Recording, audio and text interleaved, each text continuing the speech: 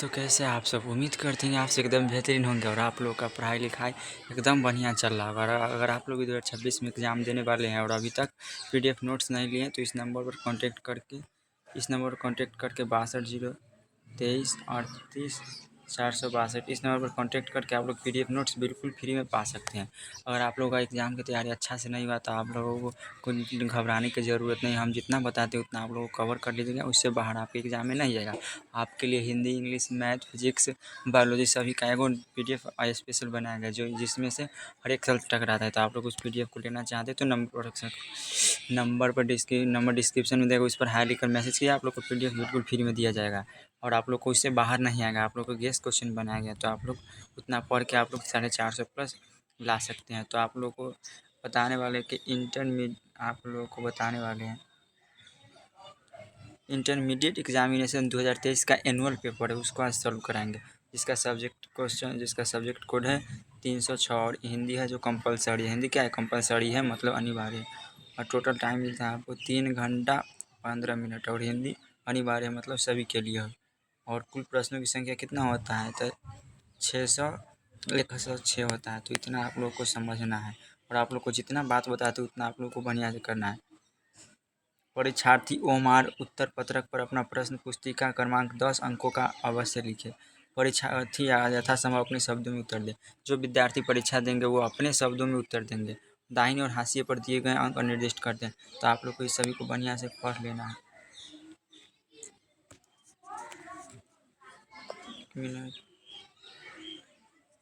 तो आप लोग को इस सभी को बढ़िया से पढ़ लेना है। समझ गए? तो आप लोगों को यह बढ़िया से पढ़ लेना है। यह प्रश्न पत्र 2 खंडों में, खंड आ और खंड ब।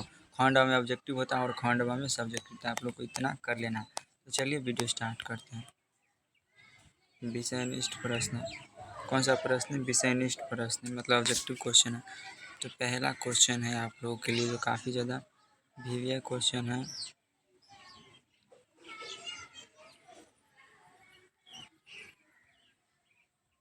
पहला क्वेश्चन है मैं असहाय विवश बैठी ही रही उठ गया छौना मेरा। यह पंक्ति किस शीर्षक कविता से? तो इसका कौन सा ऑप्शन हो जाएगा? मैं असहाय किस में हुआ है? तो पुत्र वियोग में। तो ऑप्शन ए हो जाएगा, मतलब ऑप्शन ए इसका बिल्कुल सही हो जाएगा। अगला क्वेश्चन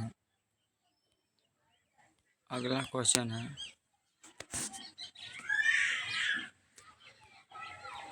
जयप्रकाश नारायण को समाज सेवा के लिए किस पुरस्कार से सम्मानित किया गया था? तो जयप्रकाश नारायण को ना समाज सेवा के लिए किस सम्मान से पुरस्कारित किया गया था? तो मैग्सेसे सम्मान। आप लोगों के लिए हम बताते हैं, आप लोगों को केवल याद करते चलना है या वीडियो को देखते चलना है। अगला क्वेश्चन है जयप्रकाश नारायण का जन्म स्थान कहाँ है? जयप्रकाश नारायण का जन्म स्थान कहाँ है? तो सिताबदियारा, सारण बिहार। ऑप्शन ए बिल्कुल सही हो जाएगा। और अगला क्वेश्चन है आप लोगों के लिए रामधारी सिंह दिनकर का जन्म कहाँ हुआ था? रामधारी सिंह दिनकर का जन्म कहाँ हुआ था? तो रामधारी सिंह दिनकर का जन्म हुआ था सिमरिया, बेगूसराय। ऑप्शन ए बिल्कुल सही जाएगा। अगला क्वेश्चन है अर्धनारीश्वर में कल्पित रूप क्या है? अर्धनारीश्वर में कल्पित रूप क्या है? शंकर और पार्वती का कल्पित रूप है। ऑप्शन सी बिल्कुल सही हो जाएगा। अगला क्वेश्चन है रामधारी सिंह दिनकर को किस रचना पर ज्ञानपीठ पुरस्कार मिला था? रामधारी सिंह दिनकर को ना किस रचना पर ज्ञानपीठ पुरस्कार मिला था? तो उर्वशी पर मिला था। ऑप्शन ए बिल्कुल सही हो जाएगा। अगला क्वेश्चन है रोज शीर्षक कहानी में मालती के पति किस व्यवसाय से जुड़े थे? रोज शीर्षक कहानी में मालती के पति किस व्यवसाय से जुड़े थे? तो डॉक्टर से। ऑप्शन ए बिल्कुल सही हो जाएगा। अगला क्वेश्चन है रोज शीर्षक कहानी में महेश्वर कौन फल लाए थे? तो कौन सा फल लाए थे? तो आम लेके आए थे। अगला क्वेश्चन है आप लोगों के लिए सन 1926 ईस्वी में भगत सिंह ने किस दल का गठन किया था? तो नौजवान भारत सभा का गठन किया था। ऑप्शन ए सही जगह। भगत सिंह किसे अपना आदर्श पुरुष मानते थे? भगत सिंह किसे अपना आदर्श पुरुष मानते थे? तो गणेश शंकर विद्यार्थी को अपना आदर्श पुरुष मानते थे। नहीं सॉरी, इसका ऑप्शन नहीं है। अगला क्वेश्चन है धाकड़ किस जगह से आए थे? धाकड़ किस जगह से आए थे? तो आए थे दक्षिण बिहार से। ऑप्शन ए बिल्कुल सही हो जाएगा। तो आप लोग को बढ़िया से याद करते चलना है। और अगला क्वेश्चन है बिना फेरे घोड़ा बिगड़ता है और बिना लड़े सिपाही।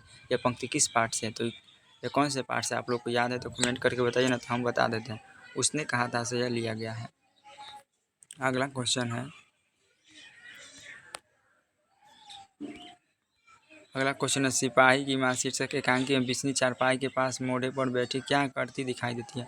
सिपाही की माँ शीर्षक एकांकी में बिस्नी चारपाई के पास मोढ़े पर बैठी क्या करती दिखाई देती है, तो सूत काटती है। ऑप्शन ए बिल्कुल सही जगह। अगला क्वेश्चन है, मुन्नी कौन थी, तो मुन्नी कौन थी, मुन्नी थी जो बिस्नी की बेटी। ऑप्शन ए सही जगह, ऑप्शन ए सही हो जाएगा। अगला क्वेश्चन है, प्रगीत और समाज शीर्षक निबंध किस निबंध संग्रह से लिया गया। प्रगीत और समाज शीर्षक निबंध किस निबंध संग्रह से लिया गया है, तो दूसरी परंपरा की खोज। नहीं, इसका ऑप्शन हो जाएगा वाद विवाद संवाद। ऑप्शन ए बिल्कुल सही हो जाएगा। तो आप लोग को ऑप्शन याद करना है, ऑप्शन ए को याद करना है। कहीं नहीं वही कविता संग्रह के रचयिता कौन है, कहीं नहीं वही कविता संग्रह के रचयिता कौन है, तो इसका हो जाएगा अशोक वाजपेयी। अगला क्वेश्चन है, हिंदी साहित्य में गजानन माधव मुक्तिबोध का उदय कैसे कवि के रूप में हुआ, तो कैसे कवि के रूप में हुआ था, तो इसका हुआ हो जाएगा ऑप्शन ए, ऑप्शन सी पर छायावादी कवि के रूप में हुआ था। अगला क्वेश्चन है, कौन लेखक कांगो के शिक्षा मंत्री, वित्त मंत्री एवं प्रधानमंत्री रह चुके हैं। कौन लेखक कांगो के शिक्षा मंत्री, वित्त मंत्री एवं प्रधानमंत्री रह चुके हैं, तो हेनरी लोपोज रह चुके हैं। झांसी का जन्म स्थान कहाँ है, झांसी का जन्म स्थान कहाँ है, तो इसका हो जाएगा जास्करव अमेठी।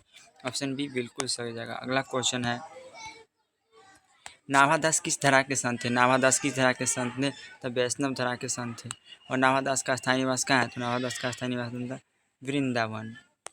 अगला क्वेश्चन है अगला आप लोगों के लिए, सुभद्रा कुमारी चौहान रचित पुत्र वियोग शीर्षक कविता कैसी कृति है, तो कैसी कृति है, तो शोक गीत है। कैसी है, शोक गीत।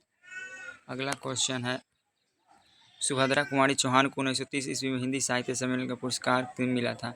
सुभद्रा कुमारी चौहान को 1930 ईस्वी में हिंदी साहित्य सम्मेलन का पुरस्कार मिला था, तो सेक्सरिया पुरस्कार। ऑप्शन है बिल्कुल सही जगह। अगला क्वेश्चन है, ज्ञानेंद्रपति। अगला क्वेश्चन है, ज्ञानेंद्रपति। अगला क्वेश्चन, ज्ञानेंद्रपति लोक सेवा आयोग द्वारा रचित चयनित होकर किस पद पर पदस्थापित हुए, तो इसका ज्ञानेंद्रपति का क्या हो जाएगा, कारा अधीक्षक हुए, कारा अधीक्षक। ऑप्शन ए बिल्कुल सही जगह। अगला क्वेश्चन है, चीर विषाद विलीन मन की, चीर विषाद विलीन मन की पंक्ति किस शीर्षक पाठ से लिया गया है। चीर विषाद विलीन में तुम कोलाहल में कलाहल, तुमुल कोलाहल कलह में। अगला क्वेश्चन है, चंद्रधर शर्मा गुलेरी। अगला क्वेश्चन है, चंद्रधर शर्मा गुलेरी की रचना निम्न से कौन है, तो कौन है, उसने कहा था जो है चंद्रधर शर्मा गुलेरी के। नाभादास की कविता का नाम क्या है, नाभादास की कविता का नाम क्या है, तो कवित्व हो जाएगा। नाभादास की कविता के नाम क्या है, तो छप्पे जो नाभादास के हैं। अगला क्वेश्चन है, जयप्रकाश नारायण का निधन कब हुआ था, जयप्रकाश नारायण का निधन कब हुआ था, तो 8 अक्टूबर 1979 को इनका निधन हो गया था। अगला क्वेश्चन है, एक मिनट 29 नंबर क्वेश्चन है, इसका हो जाएगा, रघुवीर साय का निधन कब हुआ था, तो रघुवीर साय का निधन हुआ था, इसका हो जाएगा ऑप्शन नंबर 30 दिसंबर 1990 को इनका निधन हुआ था। अगला क्वेश्चन है, सुखमय जीवन के लेखक कौन है, सुखमय जीवन के लेखक है चंद्रधर शर्मा गुलेरी। ऑप्शन ए बिल्कुल करेक्ट हो जाएगा। और अगला क्वेश्चन है, पद्मावती के कवि का नाम क्या है, पद्मावती के कवि का नाम है जायसी। उर्वशी के रचयिता का नाम क्या है, उर्वशी के रचयिता का नाम है, उर्वशी के रचयिता का नाम क्या है, रामधारी सिंह दिनकर। ऑप्शन ए सही हो जाएगा। अगला क्वेश्चन है, चांद का मुंह टेढ़ा है के रचयिता का नाम क्या है, चांद का मुंह टेढ़ा है, इसका हो जाएगा अज्ञा। अगला क्वेश्चन है, दानव दुरात्मा एक मानव की आत्मा की पंक्ति किस शीर्षक से कविता से, तो उसा। ऑप्शन बी सही हो जाएगा। अगला क्वेश्चन है, पूर्व पश्चिम से आते हैं नंगे बूचे नर कंकाल, यह पंक्ति किस शीर्षक पाठ से ली गई है, तो यह हार जीत से लिया गया, हार जीत नहीं अधिनायक से लिया गया, इसका अधिनायक से लिया गया। अगला क्वेश्चन है, तेरी कुरमाई हो गई यह पंक्ति किस शीर्षक कहानी से, तेरी कुरमाई हो गई यह पंक्ति किस शीर्षक कहानी से, तो उसने कहा था। अज्ञ रचित पाठ का नाम क्या है, अज्ञ रचित पाठ का नाम क्या है, अज्ञ द्वारा रचित पाठ का नाम है जो रोजो। ऑप्शन ए बिल्कुल सही हो जाएगा। अगला क्वेश्चन है, ओम प्रकाश वाल्मीकि रचित आत्मकथा का नाम क्या है, ओम प्रकाश वाल्मीकि रचित आत्मकथा का नाम क्या है, ओम प्रकाश के द्वारा ना जूठन रचा गया था। विनोद कुमार शुक्ल रचित कविता का नाम क्या है, तो विनोद कुमार शुक्ल ने प्यारे नन्हे बेटे को रचे थे, तो ऑप्शन ए बिल्कुल सही जगह। अगला 40 नंबर क्वेश्चन है, ज्ञानेंद्रपति रचित कविता का नाम क्या है, ज्ञानेंद्रपति रचित कविता का नाम क्या है, तो ज्ञानेंद्रपति द्वारा ना गाँव का घर लिखा गया था। लहना सिंह किस कहानी का पात्र है, तो लहना सिंह किस कहानी का पात्र है, तो उसने कहा था। आप लोगों को अगर याद है तो आप लोग कमेंट करते चलिएगा। अगला क्वेश्चन है, महेश्वर किस कहानी का पात्र है, महेश्वर किस कहानी का पात्र है, तो उसने कहा था कहानी का पात्र है महेश नहीं नहीं उसे महेश्वर है जो रोज का पात्र है, रोज का। ऑप्शन बी बिल्कुल सही जगह। ब्रज कुंवर किस कविता का पात्र है? ब्रज कुंवर किस कविता का पात्र है? तो तुलसी के पद, तुलसी के नहीं, सूर्य के पद का हो जाएगा। ऑप्शन ए सही जगह। अगला क्वेश्चन है, अगला क्वेश्चन है छत्रसाल किस कविता का पात्र है? छत्रसाल है जो कविता का पात्र है। ऑप्शन ए बिल्कुल सही जगह। अगला क्वेश्चन है रामधारी सिंह दिनकर किस काल के कवि है? रामधारी सिंह दिनकर किस काल के कवि है? तो रामधारी सिंह दिनकर है ना जो रामधारी सिंह दिनकर आधुनिक काल के कवि है। जैसी किस काल के कवि है? जैसी है जो, जैसी किस काल के कवि है? जैसी है जो आदि भक्ति काल के कवि है। अगला क्वेश्चन है ओ सदानीरा शीर्षक पाठ हिंदी साहित्य की कौन सी विद्या है? ओ सदानीरा शीर्षक पाठ हिंदी साहित्य की, चल, ओ सदानीरा शीर्षक पाठ हिंदी साहित्य की कौन सी विद्या है? निबंध। हंसते हुए मेरा अकेलापन शीर्षक पाठ हिंदी साहित्य की कौन सी विद्या है? हंसते हुए मेरा अकेलापन शीर्षक पाठ हिंदी साहित्य की कौन सी विद्या है? तो हंसते हुए मेरा अकेलापन है जो क्या है, वो डायरी है। ऑप्शन ए सही है, डायरी। कड़वक शीर्षक कविता किस महाकाव्य कहाँ से? कड़वक है जो क्या पद्मावत कहाँ से? ऑप्शन ए बिल्कुल सही जगह। अगला क्वेश्चन है सूरदास के दोनों पद किस महाकाव्य के अंश है? सूरदास के दोनों पद किस महाकाव्य के अंश है? तो सूरदास के दोनों पद है जो रामचरितमानस का है। और पुत्र वियोग शीर्षक कविता किस प्रतिनिधित्व काव्य का अंश है? तो पुत्र वियोग हो जाएगा जो कामायनी का है। अगला क्वेश्चन है तार सप्तक के संपादक कौन है? तो तार सप्तक के संपादक है जो मोहन राकेश हो जाएगा। अगला क्वेश्चन है टीटी की माँ का नाम क्या था? टीटी की माँ का नाम था मालती। टीटी की माँ का नाम क्या था? मालती। ऑप्शन ए बिल्कुल सही हो जाएगा। टीटी की माँ का नाम क्या था?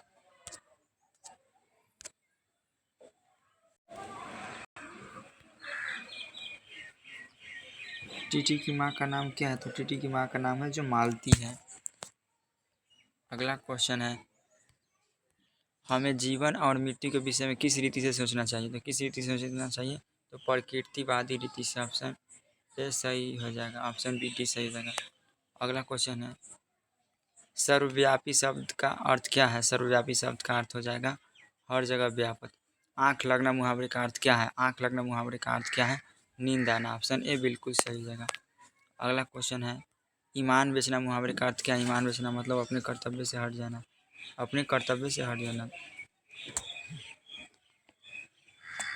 अगला क्वेश्चन है कमर टूटना मुहावरे का अर्थ है। कमर टूटना मुहावरे का अर्थ क्या है? आर्थिक स्थिति खराब होना। तीन तेरा होना, तीन तेरा होना मुहावरे का अर्थ है टाल मटोल करना। दांत खट्टे करना मुहावरे का अर्थ क्या है? मुंह का स्वाद भी करना, पराजित करना, बेइज्जत करना। बहुठान करना, बेइज्जत करना। दांत खट्टे का अर्थ है बेइज्जत करना। ऑप्शन डी बिल्कुल सही हो जाएगा।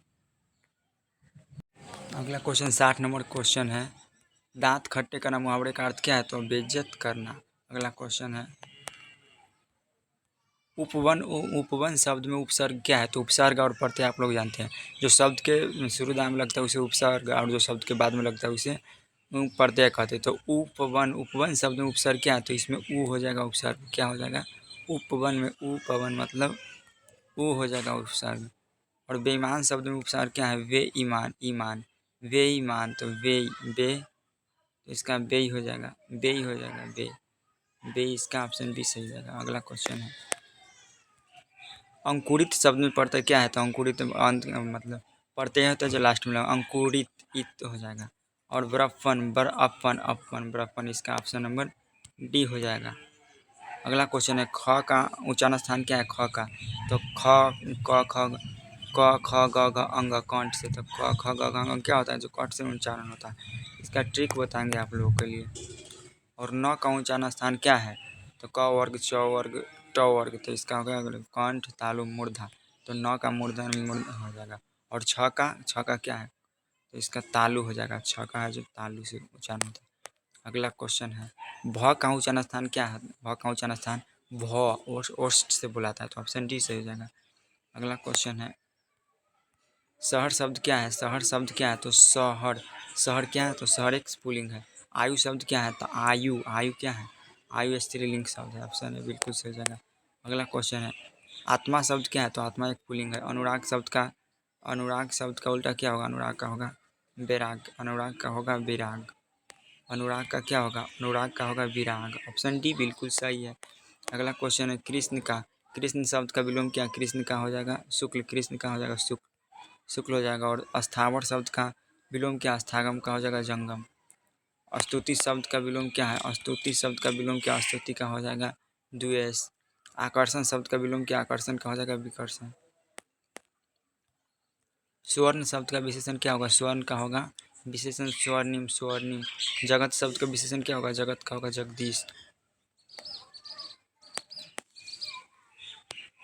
दिन शब्द का विशेषण क्या है? दिन का होगा दैनिक। ऑप्शन ए बिल्कुल सही जगह। अगला क्वेश्चन है पुराण शब्द का विशेषण क्या होगा? पुराण शब्द का होगा पौराणिक। और विशेषण के कितने भेद होते हैं? तो विशेषण के 4 भेद होते हैं। तो आप लोग को ऑप्शन नंबर बी सही हो जाएगा।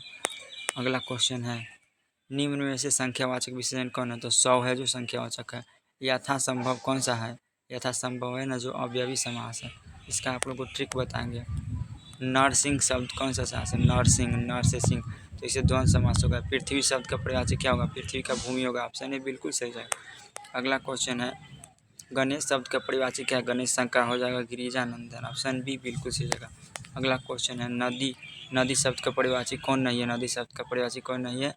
तो आपका है जो नदी का नहीं है, बाकी भागीरथी, तरंगिनी और ततनी से है जो नदी का है। तो इसका ऑप्शन नंबर डी हो जाएगा जो नहीं है। अगला क्वेश्चन है भौड़ा शब्द का परिवाची क्या है? भौड़ा शब्द का परिवाची क्या है? भौड़ा का हो जाएगा, भौड़ा शब्द का परिवाची हो जाएगा मधुप, भौड़ा का होगा। स्वागत शब्द का संधि विच्छेद क्या आएगा? तो सु प्लस आगत। ऑप्शन ए बिल्कुल सही जगह। अगला क्वेश्चन है गायक शब्द का, गायक शब्द का संधि विच्छेद क्या होता है? गे प्लस अक। ऑप्शन बी सही जगह। परमार्थ शब्द का संधि विच्छेद क्या है? परमार्थ शब्द का संधि विच्छेद परमा प्लस अर्थ, परमार्थ।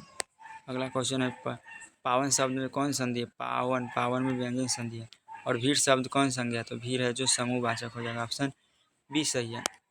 अगला क्वेश्चन है संज्ञा के कितने भेद है? संज्ञा के कितने भेद होते हैं? संज्ञा के 5 भेद होते हैं। कौन कौन? व्यक्तिवाचक संज्ञा, पुरुषवाचक संज्ञा, व्यक्तिवाचक संज्ञा, जातिवाचक संज्ञा, समूहवाचक संज्ञा, द्रव्यवाचक संज्ञा। एगो और होता है, 5 गो होता है। कुर्सी शब्द कौन संज्ञा है? तो कुर्सी है जो क्या कौन संज्ञा है? तो कुर्सी जातिवाचक संज्ञा। दूध शब्द कौन सा संज्ञा है? दूध शब्द कौन सा संज्ञा है? तो दूध है जो द्रव्यवाचक संज्ञा है। अगला क्वेश्चन है मनुष्यता शब्द कौन संज्ञा है? मनुष्यता है जो भाववाचक संज्ञा है। महोदय शब्द कौन संज्ञा है? तो महोदय संज्ञा जो महोदय, महोदय, महो जो उदय, महोदय है जो कर्मधारय हो जाएगा। अगला क्वेश्चन है भाई बहन, भाई बहन शब्द कौन समास है? तो द्वंद्व समास है भाई बहन।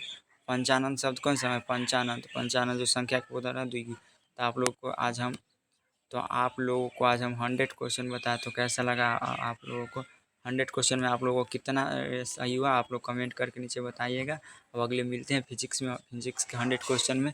तब तक के लिए जय हिंद, वंदे मातरम। अगर आप लोग चैनल पर नए हैं तो चैनल को सब्सक्राइब कर दें और आपके जितने भी दोस्त हैं उसके ग्रुप में शेयर कर दें।